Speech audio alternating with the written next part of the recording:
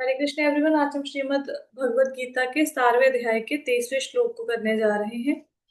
तो कल की क्लास में हम लोगों ने दान पढ़ा। तीन प्रकार दान, सतोगुनी, रजोगुनी, तमोगुनी दान कैसा होता है।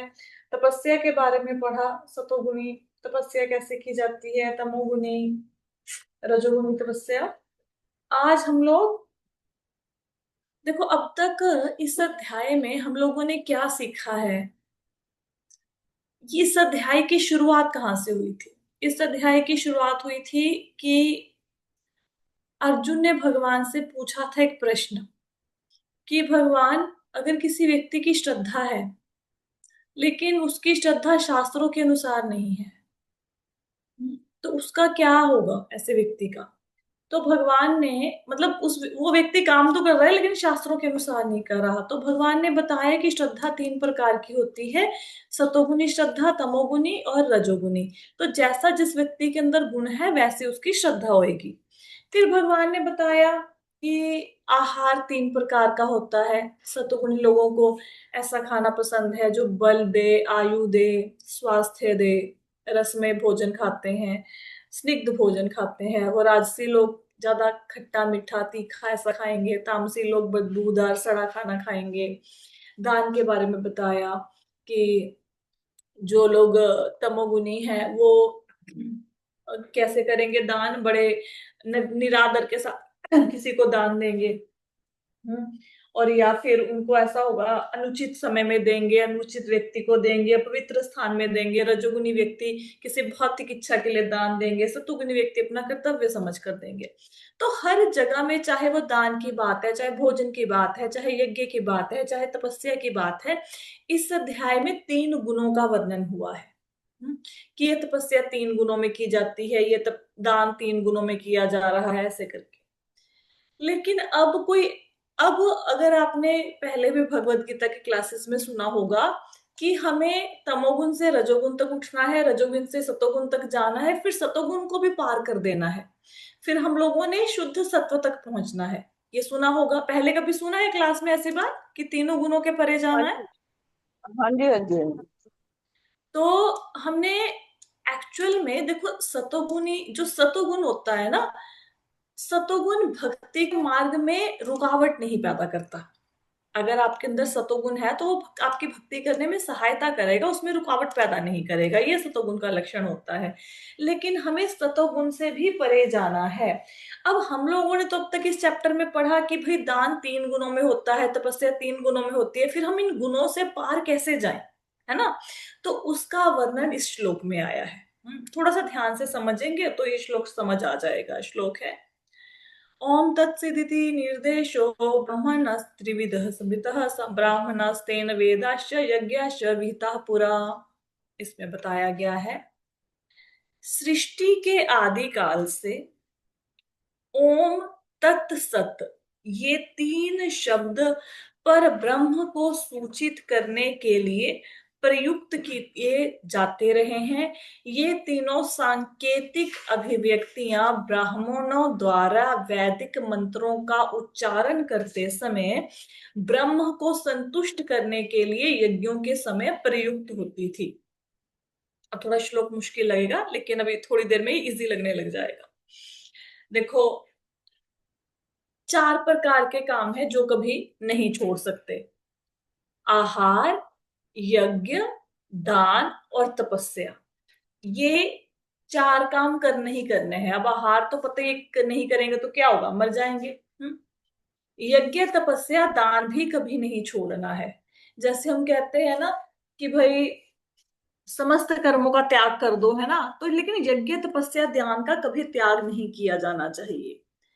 अब अगर कोई व्यक्ति यज्ञ कर रहा है, तपस्या कर रहा है, या वो व्यक्ति दान कर रहा है,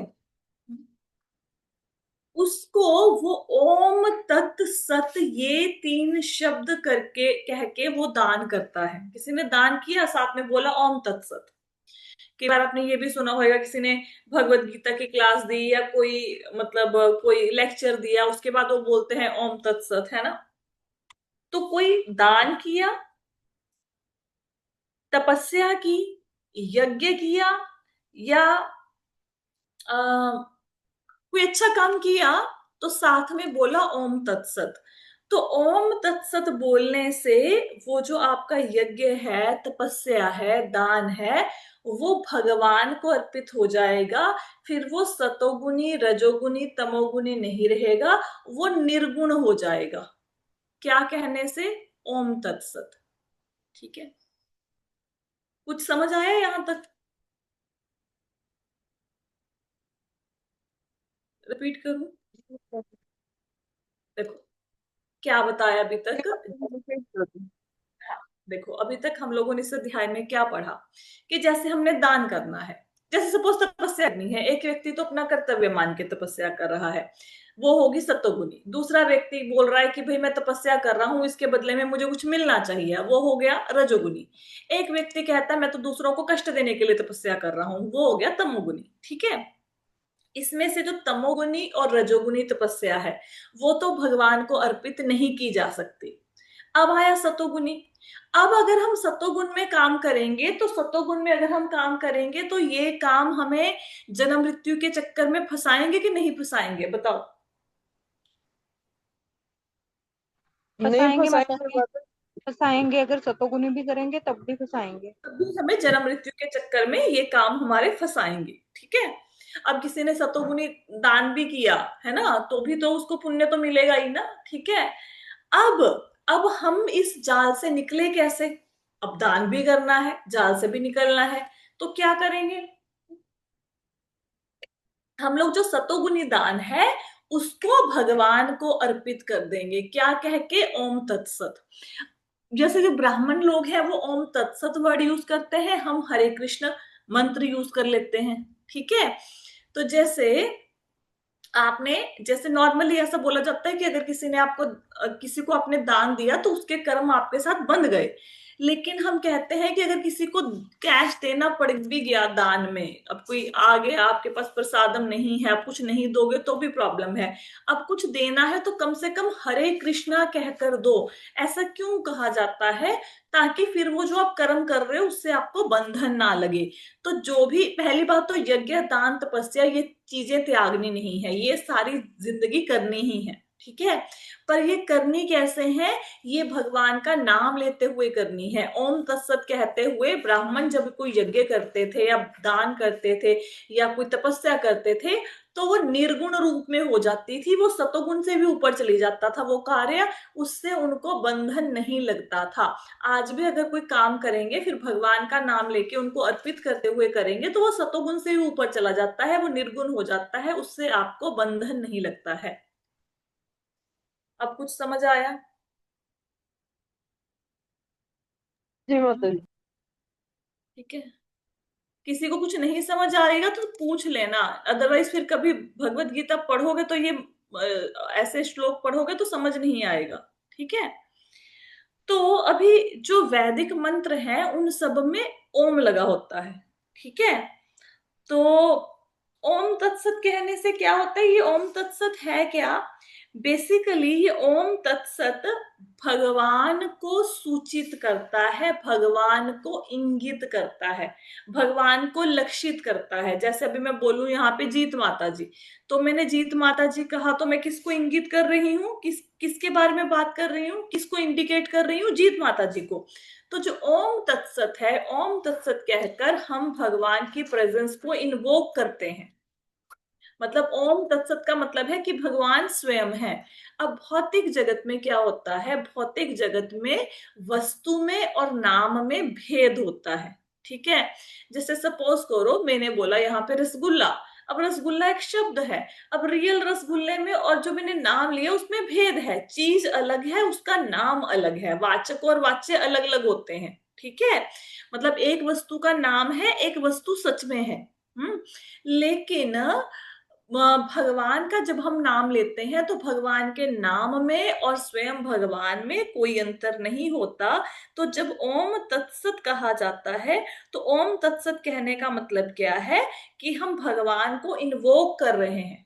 ठीक है, भगवान की शक्तियों को, मतलब भगवान को यहाँ पे आमंत्रित कर रहे हैं कि जो हम काम कर रहे हैं हम उनको अर्पित कर रहे हैं ओम तत्सत शब्दों के द्वारा। ठीक है, अब इसमें प्रभुपाद जी और लिखते हैं कि जब कोई व्यक्ति कोई दान तपस्या या यज्ञ करे और इसको भगवान को अर्पित करके करेगा, तो फिर ये कार्य क्या हो जाएगा, गुणों के परे हो जाएगा। ठीक है। तो पहली बात तो ये है, ऐसा नहीं है कि आपने सपोज करो कोई भोजन बनाया, उसमें आपने अनियन गार्लिक डाल दिया, उसके बाद आपने बोला ओम तत्सत, ठीक है, कि ये खाना मैं भगवान को अर्पित कर रहा हूं, वो खाना अर्पित नहीं कर सकते हो।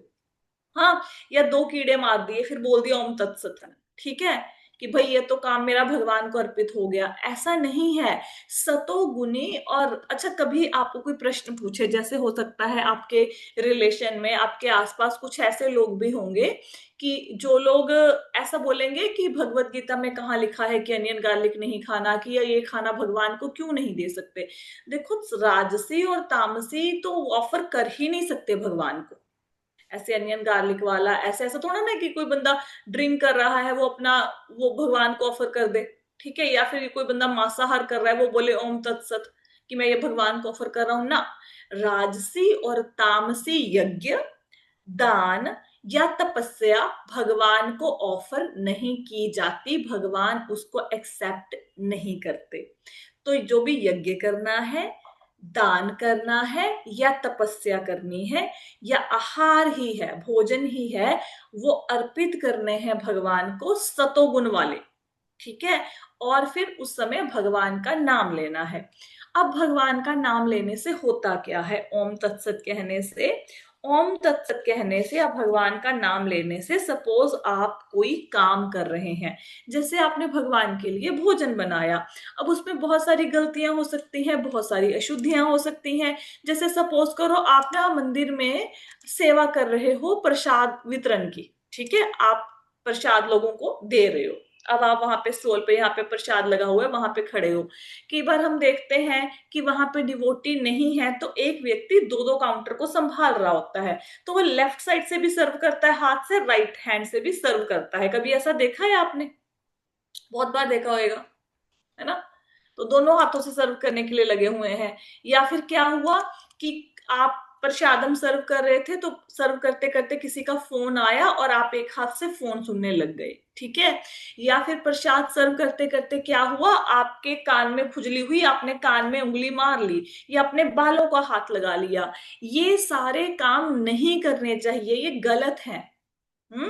प्रसाद हमेशा सज्जे हाथ से ही देना है, जो आपका राइट हैंड है उसी से प्रसाद का वितरण करना है। प्रसाद वितरण करते हुए आपने अपने नाक, जीभ, कान, बालों को टच नहीं करना है।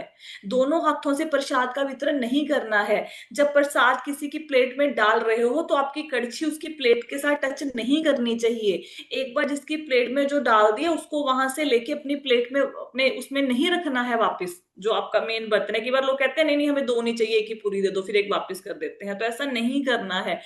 अब बहुत सारी त्रुटियां हो रही हैं, अब हमें तो लग रहा है हम सेवा कर रहे हैं।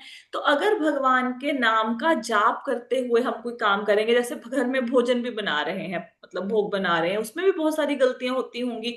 तो जब हम भगवान का नाम लेते हुए कोई काम को करते हैं, तो अगर उसमें कोई कमी भी हो तो भगवान उस कमी को पूरा कर देते हैं। ठीक है। अब यहाँ पे तो ओम तत्सत लिखा है, अब ऐसा नहीं कल को आप हरे कृष्ण महामंत्र छोड़ के ओम तत्सत बोलना शुरू कर दो कि खाना बना रहे हो ओम तत्सत बोला। ऐसे आप हरे कृष्ण महामंत्र बोल रहे हो, वो भी भगवान का नाम है, ओम तत्सत भी भगवान का नाम है। ठीक है।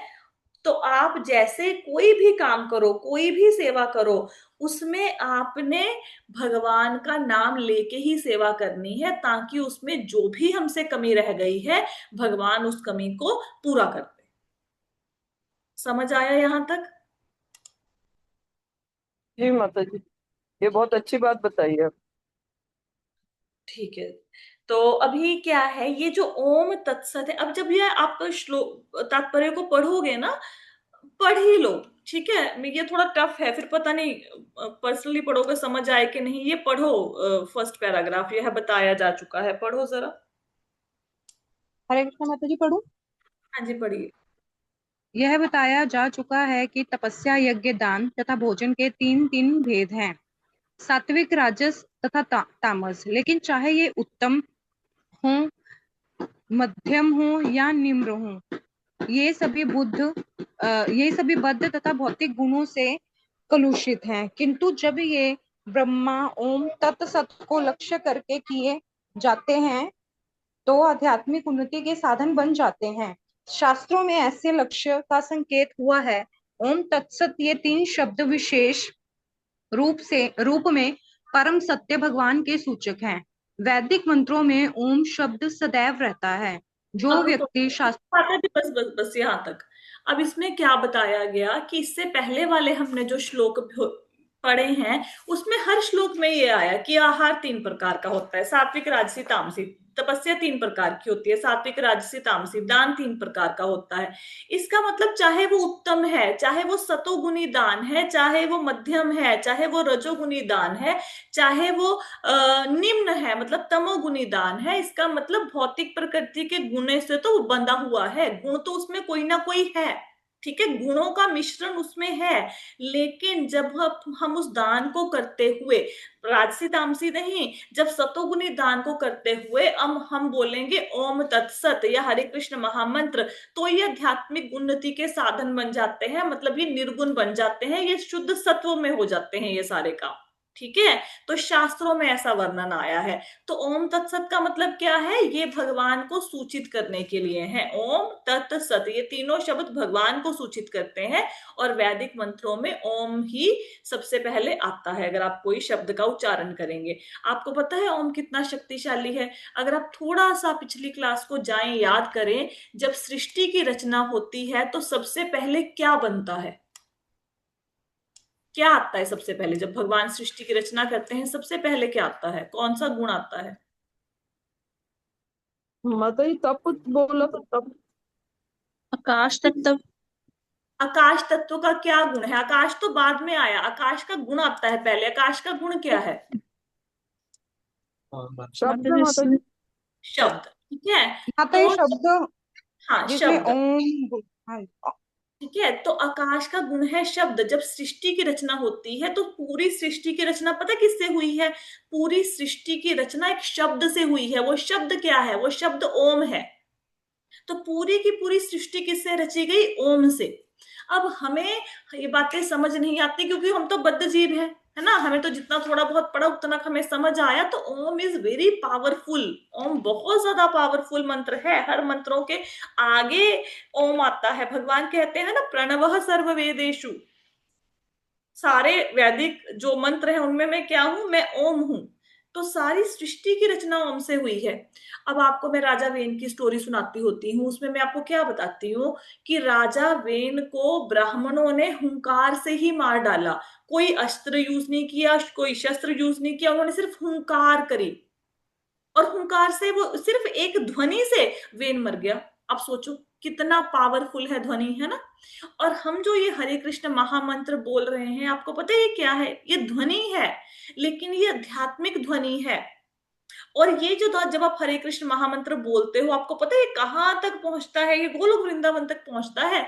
जैसे जैसे आपके मन में भक्ति का ये बीज लगा, अब उसको आप पानी दे रहे हो, धीरे धीरे ये लता बनेगी। ये धीरे धीरे कहाँ जाएगी? सीधा भगवान कृष्ण के चरणों तक जाएगी। हरे कृष्ण महामंत्र सीधा भगवान तक पहुंचता है। चलो आपको दिखाते हैं, अगर मेरे पास हुई ना भी फाइल, जस्ट 1 मिनट। अगर ये नेटवर्क चल पड़े मेरा तो मैं आपको फाइल दिखाऊं, गोलोक वृंदावन का चार्ट दिखाऊं। Just 1 minute.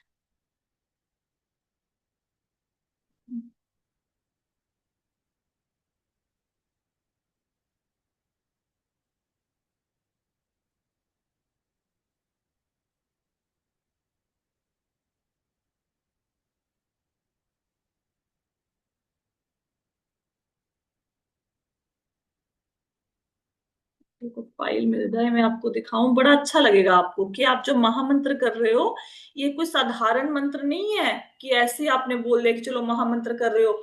ये ध्वनि आपको गोलोक वृंदावन तक पहुंचा देगी। ये कोई साधारण ध्वनि नहीं है। Just 1 minute, let me find out the file. ये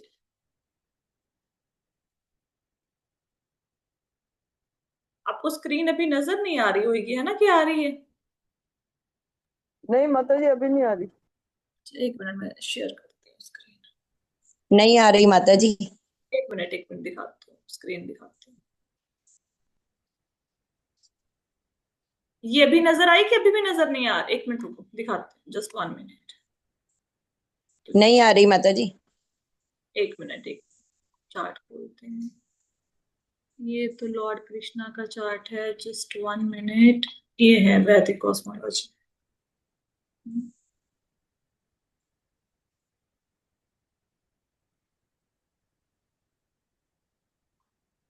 मेरे ना पीसी की आजकल स्पीड स्लो हो गई है।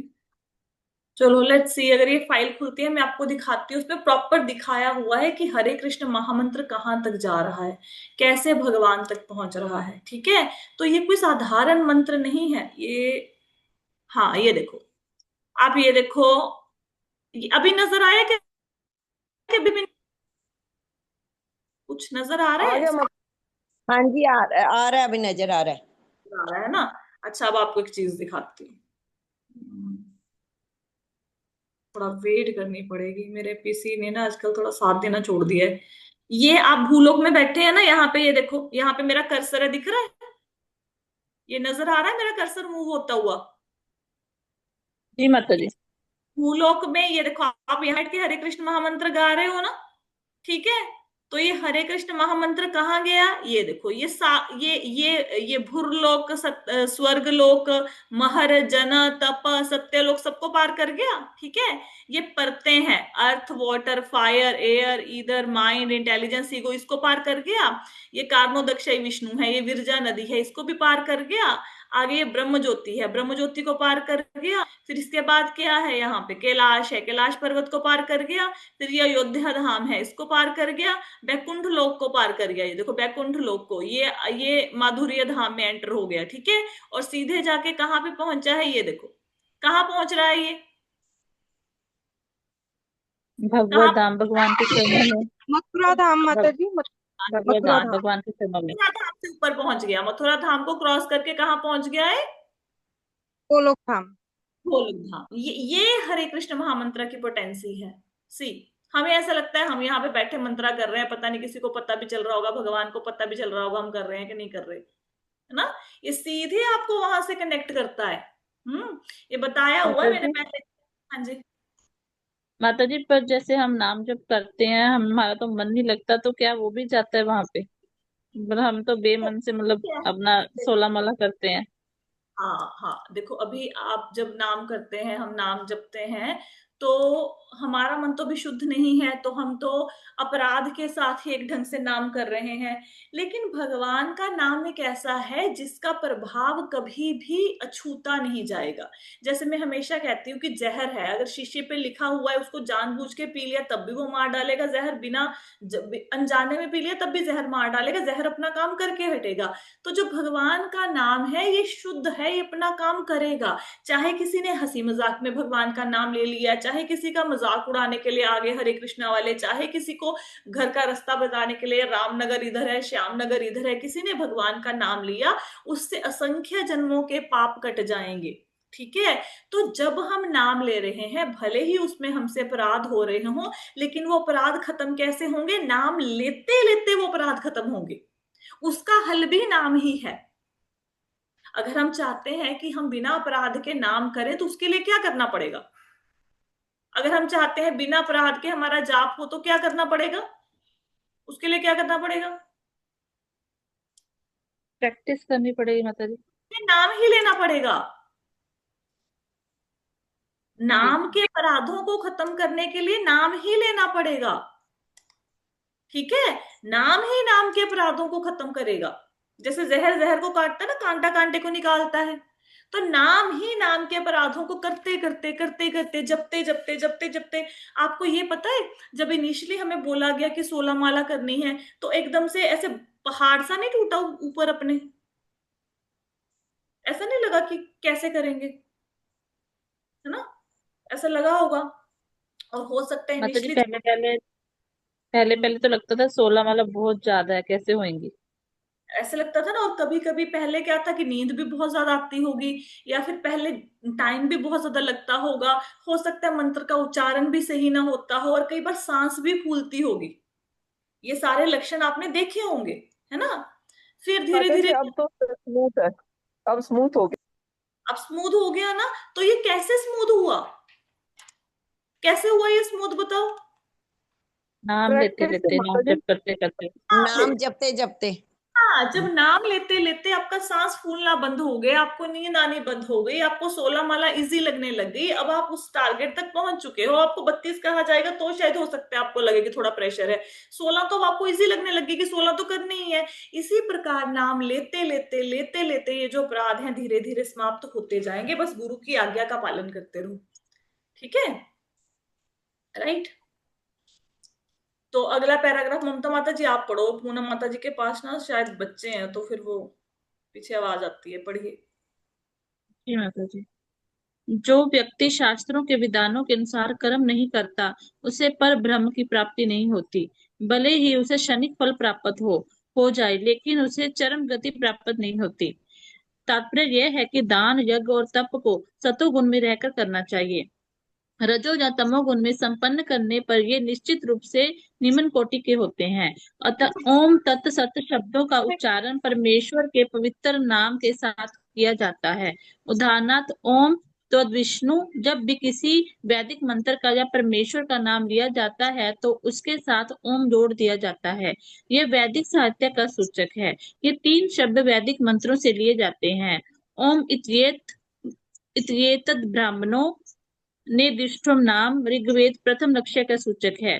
फिर तत्त्वसमी छांदे योग उपनिषद 6.7.9 दूसरे लक्ष्य का सूचक है, तथा सद एवं सौम्य छांदोग्य उपनिषद 6.2.1 तृतीय लक्ष्य का सूचक है। ये तीनों मिलकर ओम तत्सत हो जाते हैं। आदि काल में जब प्रथम जीवात्मा ब्रह्मा ने यज्ञ किए तो उन्होंने इन तीनों शब्दों के द्वारा भगवान को लक्षित किया था। अतः गुरु परंपरा द्वारा उसी सिद्धांत का पालन किया जाता रहा है। अतः इस मंत्र का अत्यधिक महत्व है। अतः भगवत गीता के अनुसार कोई भी कार्य ओम तत्सत के लिए अर्थात भगवान के लिए किया जाना चाहिए। जब कोई इन तीनों शब्दों के द्वारा तप, दान तथा यज्ञ संपन्न करता है तो वह कृष्ण भावनामृत के कार्य करता है। कृष्ण भावनामृत दिव्य कार्यों का वैज्ञानिक कार्यावन है, जिससे मनुष्य भगवत धाम वापस जा सके। ऐसी दिव्य विधि से कर्म करने में शक्ति का क्षय नहीं होता। ठीक है, थैंक यू माता जी। तो मेरे को तो थोड़ा थोड़ा करके समझाऊं, चलो आपने सारा पढ़ दिया, कोई बात नहीं। पहले क्या कहा गया है कि अगर कोई व्यक्ति कर्म तो कर रहा है लेकिन शास्त्रों के अनुसार नहीं कर रहा, तो उसे पर ब्रह्म की, भगवान की प्राप्ति नहीं होगी। हो सकता है उसे टेम्परेरी कोई फल मिल जाए, लेकिन जो जीवन का लक्ष्य है भगवत प्राप्ति, वो नहीं मिलेगा। फिर क्या बोला गया है कि यज्ञ तप दान कैसे करने चाहिए, सतुगुण में रह के करना चाहिए। रजोगुण या तमोगुण में संपन्न करने पर ये निम्न कोटि के होते हैं। कोई व्यक्ति बोले मैं तो अनियन गार्लिक खाना नहीं छोड़ूंगा, गीता में कहाँ लिखा है, उसको ये लाइन पढ़ाना कि भाई जो अनियन गार्लिक है वो क्या है, वो तमोगुणी होते हैं, और रजोगुण और तमोगुण वाले कार्य क्या होते हैं, निम्न कोटि के। तो हमें सतोगुण में रहकर दान यज्ञ और तप करना है। ठीक है। फिर क्या कहते हैं, कहते ओम तत् सत, इन शब्दों का उच्चारण परमेश्वर के पवित्र नाम के साथ किया जाता है। जैसे हम कहते हैं ना ओम तद विष्णु, तो भगवान के नाम से पहले से ओम नमो भगवते वासुदेवाय, है ना। तो भगवान के नाम से पहले ओम शब्द का उच्चारण किया जाता है। तो वेदों में भी जो मंत्र है उनके आगे भी ओम लगा हुआ है। अब जो फर्स्ट अक्षर है ओम, ये कहां पे हमें पढ़ने को मिलता है, ऋग्वेद में। ठीक है। तो ऋग्वेद में लिखा हुआ है कि जो ओम है ये भगवान को लक्षित करता है, भगवान का सूचक है। फिर तत्, तत् शब्द कहाँ पे इसका वर्णन आया है, छांदोग्य उपनिषद में आया है। ये बताता है कि तत् शब्द भी भगवान को इंगित करता है। फिर ओम तत्सत, जो सद है वो सद कहाँ है, आया है शब्द सद आया है छांदोग्य उपनिषद में, वो भी भगवान को इंगित करता है। तो तीनों को मिला के क्या बन गया, ओम तत्सत। ओम ऋग्वेद में बताया गया इसके बारे में, और जो छांदोग्य उपनिषद है उसमें तत् के बारे में बताया गया, और सत, सद क्या है, ये छांदोग्य उपनिषद में ही इसके बारे में भी बताया गया है। तो तीनों को मिला के ओम तत्सत हो जाता है। तो जब सबसे पहले ब्रह्मा जी ने यज्ञ किया तो उन्होंने ओम तत्सत ये इन 3 शब्दों के द्वारा भगवान को इन्वोक किया था, भगवान को लक्षित किया था। ठीक है। तो अभी गुरु परंपरा में सेम नियम का पालन किया जाता है। तो इस मंत्र का बहुत ज्यादा महत्व है, ये बताते हैं प्रभुपाद जी। तो जब भी कोई काम करना है तो क्या कहना है, ओम तत्सत। अब आप बोलोगे हम तो हरे कृष्ण महामंत्र कहते हैं, तो एक ही बात है। जैसे कोई एक व्यक्ति है, उसके 2 नाम हो सकते हैं ना। जैसे ममता माता जी, इनका एक नाम है ममता, एक इनका नाम है मंगल मोदा जननी देवी दासी, तो 2 नाम हो गए। तो अगर मैं मंगल मोदा जननी देवी दासी कहूं तो क्या कोई और ममता आएगी? नहीं, वही आएंगे, उनके नाम 2 हैं। तो चाहे आप ओम तत्सत कहें, चाहे आप हरे कृष्ण महामंत्र कहें, लेकिन जब भी कोई यज्ञ करना है, दान करना है, तपस्या करनी है, तो अगर आप ऐसे नाम करते करते, नाम लेते लेते करोगे तो फिर वो आपको निर्गुण मानी जाएगी, वो आपको बंधन में नहीं डालेगी, वो तीनों गुणों के प्रभाव से मुक्त हो जाएगी। फिर लिखा गया है कि कृष्ण भावनामृत दिव्य कार्यों का वैज्ञानिक कार्यान्वयन है। इसका मतलब क्या है? विज्ञान में क्या होता है, विज्ञान में कोई ना कोई थ्योरी होती है। उस थ्योरी के अकॉर्डिंग जब आप कोई एक्सपेरिमेंट करते हो तो फिर वो एक्सपेरिमेंट सक्सेसफुल होता है, उसको विज्ञान कहते हैं। जैसे सपोज विज्ञान में कैसे, जैसे हल्दी होती है ना, हल्दी के अंदर अगर आप साबुन का पानी डालेंगे तो उसका रंग लाल हो जाएगा। ठीक है, ऐसा होता है। चलो अच्छा, ये भी मुश्किल हो गया। अच्छा, H2O वाटर का फॉर्मूला होता है ना, तो अगर 2 हिस्सा आप हाइड्रोजन, 1 हिस्सा ऑक्सीजन का मिलाओगे तो वो पानी बन जाएगा। ठीक है। तो ये थ्योरी है। इस थ्योरी के बेस पे अगर आप 2 हिस्से हाइड्रोजन, 1 हिस्सा ऑक्सीजन मिला के देखोगे तो पानी ही मिलेगा। तो जब कोई थ्योरी है, उसके बेस पे कोई एक्सपेरिमेंट किया जाए और हर बार सक्सेसफुल हो, उसको विज्ञान कहते हैं। अब हमारा कृष्णा कॉन्शियसनेस विज्ञान क्या है? कृष्णा कॉन्शियसनेस का विज्ञान ऐसा है कि अगर हम भक्ति करेंगे, कैसे भक्ति करेंगे? बाकी चीजों की अभिलाषा ना रखते हुए भगवान की अनुकूल भाव से सेवा करेंगे। अन्य अभिलाषिता शून्य वाला श्लोक है ना, कि बाकी चीजों की अभिलाषा ना करते हुए अगर हम भगवान की भक्ति करेंगे। ठीक है, थ्योरी समझ आ गई। बाकी चीजों की इच्छा नहीं करना, भगवान की सेवा करना है अनुकूल भाव से। तो अगर हम इसका एक्सपेरिमेंट करते हैं, अगर हम ये ऐसा करते हैं तो हमें क्या मिलेगा? जो हमारी भक्ति रसामृत सिंधु की पुस्तक में पहले अध्याय में आता है ना, कि भक्ति करने से क्या होता है, भक्ति के लक्षण क्या है? क्या है भक्ति के लक्षण? किसी को याद है? भक्ति रसामृत सिंधु पढ़ा है किसने? भक्ति के लक्षण बताए हुए हैं ना उसमें, पहले चैप्टर में। नहीं याद? एक भक्ति वो क्या? वो वेट को कंट्रोल करना, वाणी कंट्रोल करना, वो और नहीं, यही ना। नहीं, नहीं, नहीं। शुद्ध भक्ति कैसी होती है? शुभधा होती है, कल्याणकारी होती प्राणा, है, हाँ। दर्शनी हाँ, है ना? सांद्रानंद प्राणम। विशेषात है ना, कि जो शुद्ध भक्ति है वो सारे कल्याणों का कल्याण करने वाली है, आनंद का शुभारंभ करने वाली है। शुद्ध भक्ति दुर्लभ है, शुद्ध भक्ति कृष्ण को आकर्षित करती है, वो सारे तापों को खत्म कर देती है। तो फिर ये होगा आपके साथ, अगर आप कोई भी इच्छा ना रखते हुए भक्ति करेंगे तो फिर वो लक्षण प्रकट होंगे। ठीक है, फिर वो आपका कल्याण ही कल्याण होगा। भगवान आकर्षित होते हैं शुद्ध भक्ति से। तो जिस प्रकार विज्ञान में एक थ्योरी के बेस पे एक्सपेरिमेंट किया जाता है वो हमेशा सत्य सिद्ध होता है, इसी प्रकार जो भक्ति की थ्योरी है, अगर इसके बेस पर आप भक्ति में आगे बढ़ोगे तो डेफिनेटली आपको भगवान की प्राप्ति होगी, इसमें कोई संशय नहीं है। जैसे विज्ञान की चीज को आप, चलो विज्ञान में तो बहुत सारी चीजें कई बार बदलती भी रहती हैं, तो उसको फिर चुनौती नहीं दे सकते। तो इसी प्रकार जो आचार्यों ने लिखा है फिर उसमें कोई गलत नहीं है। अगर आचार्य कहते हैं कि भाई एक कृष्ण नाम लेने से समस्त जन्मों के पाप कटते हैं तो वो सही है, उसमें कोई संशय की बात नहीं है। ठीक है। तो कहते हैं कृष्ण भावनामृत दिव्य कार्यों का वैज्ञानिक कार्यान्वयन है। आई होप सो ये लाइन अप आपको समझ आ गई होगी। जिससे मनुष्य भगवत धाम वापिस जा सके, ऐसी दिव्य विधि से कर्म करने से शक्ति का क्षय नहीं होता। तो अगर हम ऐसे काम करेंगे भगवान की सेवा के लिए, इसमें शक्ति का क्षय मतलब शक्ति का नाश नहीं होगा। ठीक है, शक्ति कम नहीं होगी। अपितु ऐसा करने से भगवान की भक्ति हमारी बढ़ेगी। नॉर्मली हम लोग कोई काम करते हैं तो शक्ति का क्षय होता है ना, लेकिन जब हम कृष्ण भावनामृत के काम करेंगे इस तरीके से, भगवान को लक्षित करके, उनको अर्पित करके, तो हमारी शक्ति क्षय नहीं होगी, कम नहीं होगी। ठीक है, कुछ श्लोका समझ में आया? जी माता जी। ठीक है, तो अभी एक बार पढ़ लेना खुद से और समझ आ जाएगा। बाकी कल आज था मेरे को, मैं कंप्लीट कर दूं, नहीं हुआ चैप्टर चलो कल करेंगे फिर। किसी को कोई प्रश्न हुआ तो कल ले लेंगे, अभी तो क्लास का समय हो गया है। श्रीमद् भागवतम की जय, श्रील प्रभुपाद की जय। हरे कृष्ण।